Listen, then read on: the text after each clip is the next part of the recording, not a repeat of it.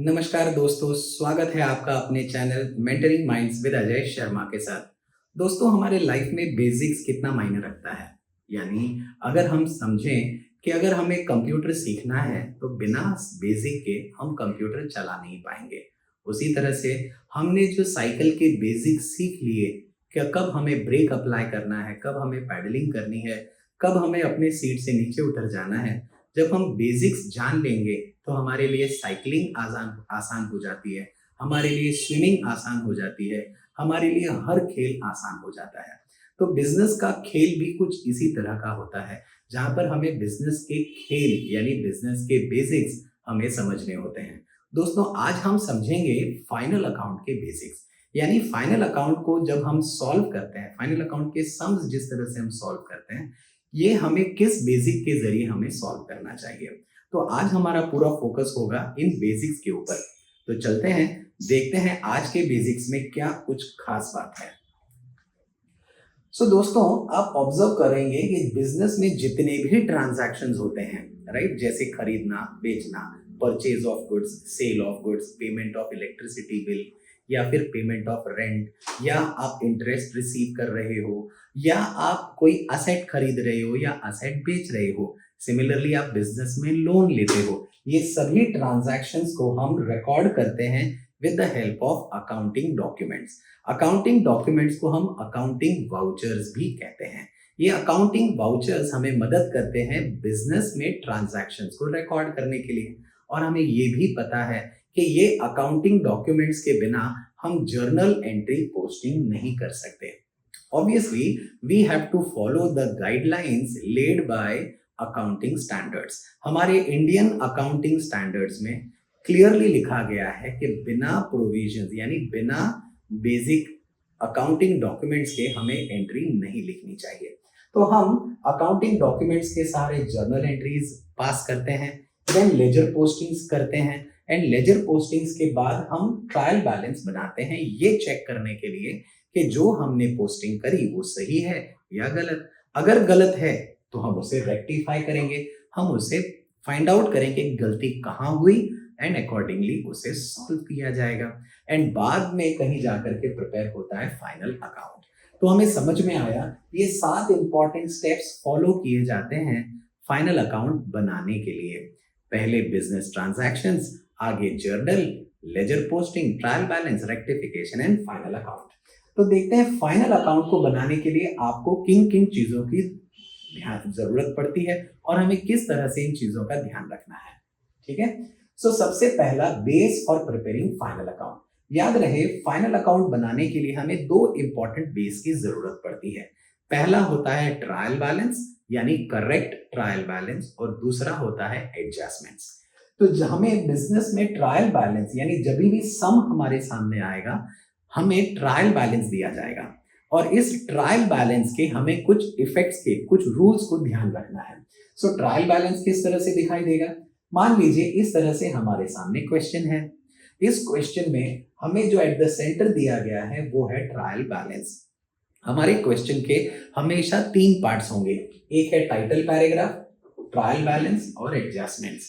जितने भी हमारे ट्रायल बैलेंस की एंट्रीज हैं या तो वो डेबिट साइड पर होंगी या क्रेडिट साइड पर। सबसे पहला रूल ध्यान रहे, हमें ट्रायल बैलेंस के एक ही इफेक्ट देने हैं, यानी जितनी भी एंट्रीज हैं इन सभी एंट्रीज के एक इफेक्ट दिए जाएंगे, या तो डेबिट इफेक्ट या तो क्रेडिट इफेक्ट। यानी डेबिट बैलेंस का debit effect while credit balance का क्रेडिट इफेक्ट। कितना आसान है, राइट? आगे बढ़ते हैं एडजस्टमेंट्स। अब एडजस्टमेंट्स बेसिकली वो एंट्रीज होती हैं जो बिजनेस में इनकम्प्लीट ट्रांजैक्शंस या फिर एरोनियस ट्रांजैक्शन, एरोनियस यानी जब हमारी कहीं गलती हो जाए, है ना, स्वाभाविक है। हमारी भी, हम चाय में नमक कहाँ डालते हैं, चाय में हम शक्कर डाल देते हैं ज्यादा, या कभी हम खाने में नमक ज्यादा हो जाता है। ठीक है, तो जब भी इस तरह के एडजस्टमेंट्स यानी ऑब्वियसली बिजनेस में भी कुछ इस तरह के प्रॉब्लम्स होते हैं, जैसे कुछ ट्रांजैक्शंस इनकम्प्लीट रह जाएंगे या फिर कुछ ट्रांजैक्शंस में गलतियां होंगी। तो ऑब्वियसली ऐसे इनकम्प्लीट ट्रांजैक्शंस को हमें पहले कंप्लीट करना होगा on paper, and erroneous transaction को हमें सुधारना होगा, रेक्टिफाई करना होगा। तो ये जितने भी एडजस्टमेंट्स हैं at the bottom third paragraph में यानी थर्ड पार्ट में हमें ये देंगे। एग्जाम में 5 से 6 ट्रांजैक्शंस हमारे यानी 5 से 6 एडजस्टमेंट्स हमें दिए जाएंगे और ये 5 से 6 एडजस्टमेंट्स की एंट्रीज हमें देनी है। याद रहे ये वो ट्रांजैक्शंस हैं जो इनकम्प्लीट हैं या फिर एरोनियस हैं, इसीलिए हमें इन्हें दो इफेक्ट्स देने होंगे, या one is the debit effect while the other one is the credit effect. ठीक है, तो हमें पहला रूल समझ में आया, पहली बेसिक चीज हमें समझ में आई, ट्रायल बैलेंस के एक ही इफेक्ट देंगे व्हाइल एडजस्टमेंट्स के दो इफेक्ट्स देंगे। आगे बढ़ते हैं। नाउ आप पाएंगे कि बिजनेस में जितने भी ट्रांजैक्शंस होते हैं इन सभी ट्रांजैक्शंस के एस्पेक्ट्स होते हैं। अब ये एस्पेक्ट यानी ये एस्पेक्ट वो रूल्स एंड रेगुलेशंस होते हैं जिनके जरिए ये ट्रांजैक्शन अफेक्ट होते हैं। अब ये ट्रांजैक्शंस के अफेक्टेड एस्पेक्ट्स को हम अकाउंट कहते हैं और इन अकाउंट्स को हम रिकॉर्ड करेंगे either trading account, profit and loss account and balance sheet. तो देखते हैं ट्रेडिंग अकाउंट में क्या एंट्रीज रिकॉर्ड की जाती है। जितने भी डायरेक्ट एक्सपेंसेस हैं, यानी कौन से एक्सपेंसेस, ये वो एक्सपेंसेस होते हैं ये जो हमारे बिजनेस में गुड्स अक्वायर करने के लिए किए जाते हैं, यानी गुड्स को प्राप्त करने के लिए, गुड्स को हासिल करने के लिए किए जाते हैं, राइट। तो जितने भी गुड्स से रिलेटेड ट्रांजैक्शन होंगे इन सबको डायरेक्ट एक्सपेंसेस कहेंगे, यानी ये वो ट्रांजैक्शन है जिनके जरिए गुड्स प्रोड्यूस होगा या फिर गुड्स को हम प्राप्त करेंगे। सो जैसे मटेरियल्स हो गए, ओपनिंग स्टॉक, परचेजेस, और ये क्लोजिंग स्टॉक को हम सब्ट्रैक्ट करेंगे, माइनस करेंगे। ठीक है, ऑल अदर एक्सपेंसेस वो एक्सपेंसेस जो ये गुड्स को अक्वायर करने के लिए किए गए।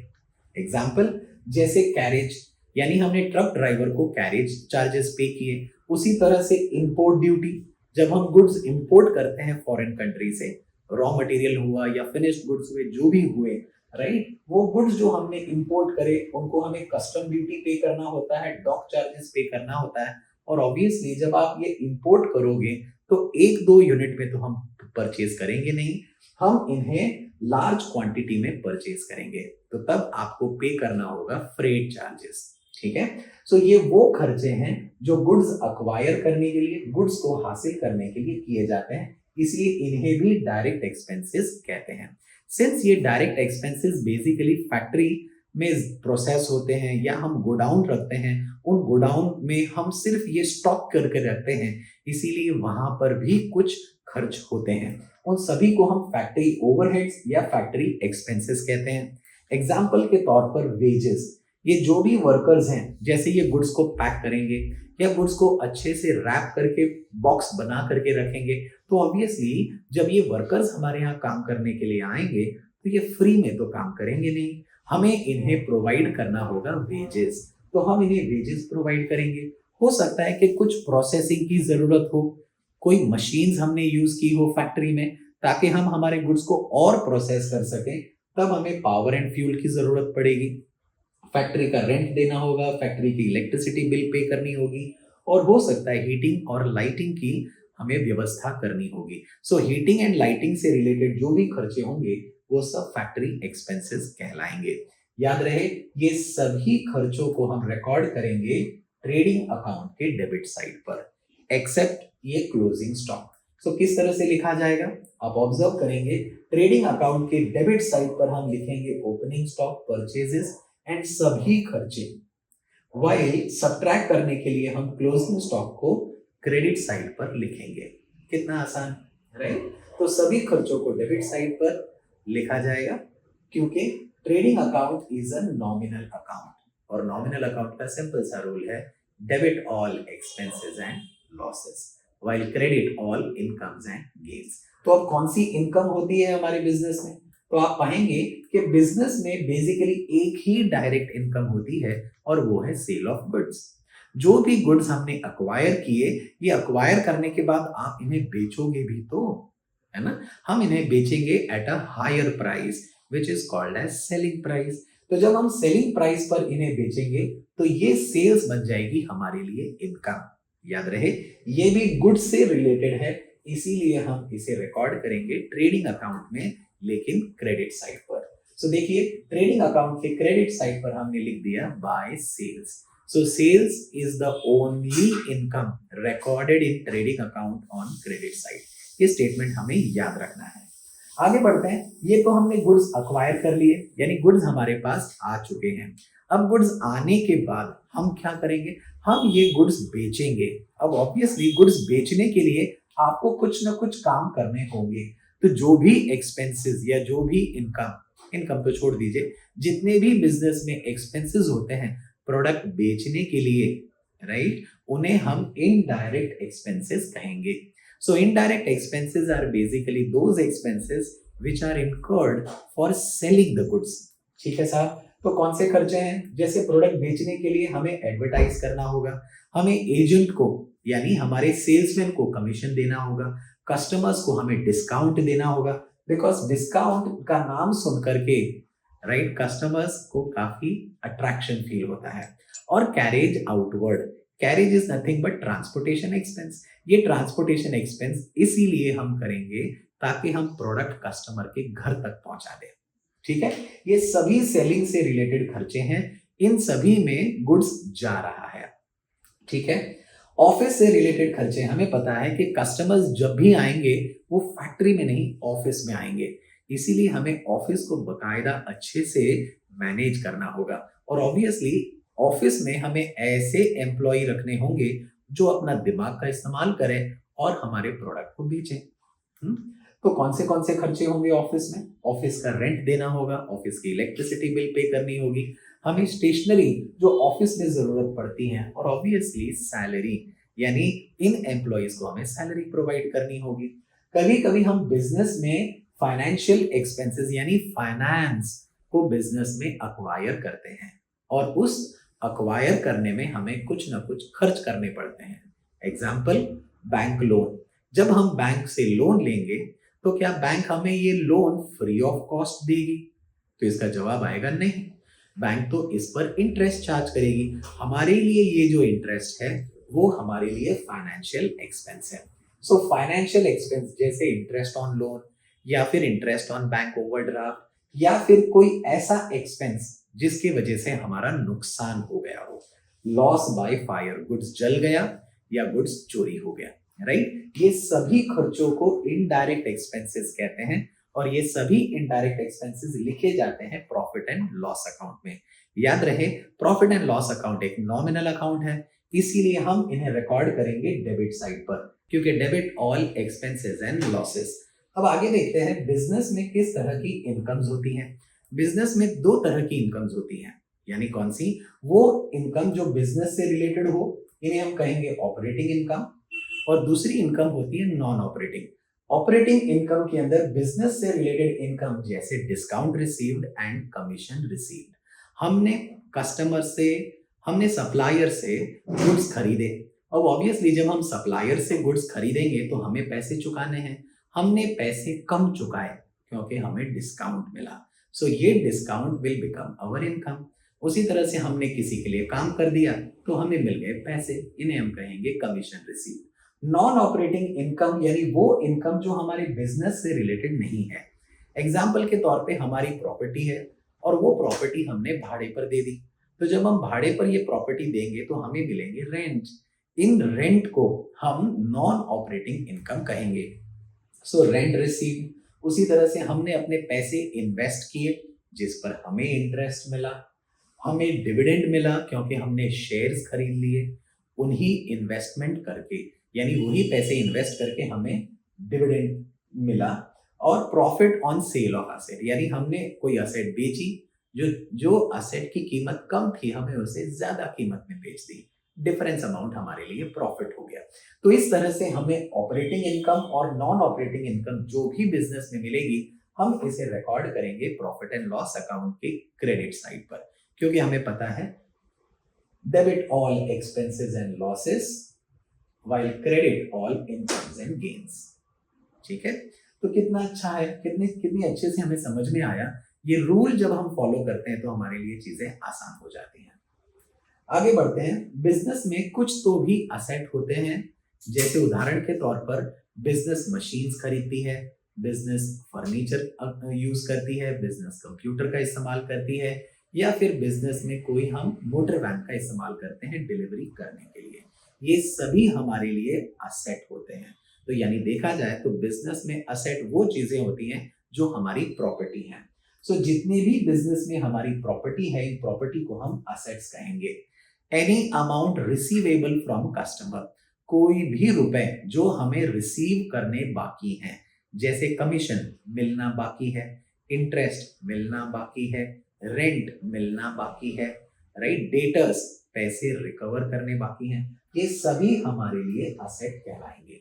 या फिर हमने कोई भी एक्सपेंस एडवांस में पे किया हो, जैसे एग्जांपल प्रीपेड इंश्योरेंस, हमने पैसे एडवांस में पे किए हैं, या फिर प्रीपेड सैलरी, या फिर प्रीपेड वेजेस। तो इस तरह से अगर हम खर्च एडवांस में करेंगे, वो एडवांस भी हमारे लिए असेट कहलाएंगे। बिजनेस में हम कभी कभी लोन भी लेते हैं, जैसे बैंक से जब हम लोन लेंगे तो ये लोन को हमें चुकाना भी तो होगा, तो ये bank loan will become our liability. ठीक है, so add to your knowledge, assets को कहा जाएगा कैपिटल एक्सपेंडिचर, वाइल लायबिलिटीज यानी ये वो चीजें हैं जो हमें बिजनेस को लौटानी है, यानी बिजनेस को अमाउंट रिटर्न करना है या रीपे करना है, या फिर हमें पैसा एडवांस में मिला है। यानी हमने बैंक से लोन लिया है तो हमें बैंक लोन चुकाना है। हमने वर्कर्स से काम ले लिया लेकिन वेज पे करना बाकी है, आउटस्टैंडिंग वेजेस, आउटस्टैंडिंग सैलरी। उसी तरह से क्रेडिटर्स, हमने गुड्स खरीद लिए लेकिन क्रेडिटर्स को पे करना बाकी है।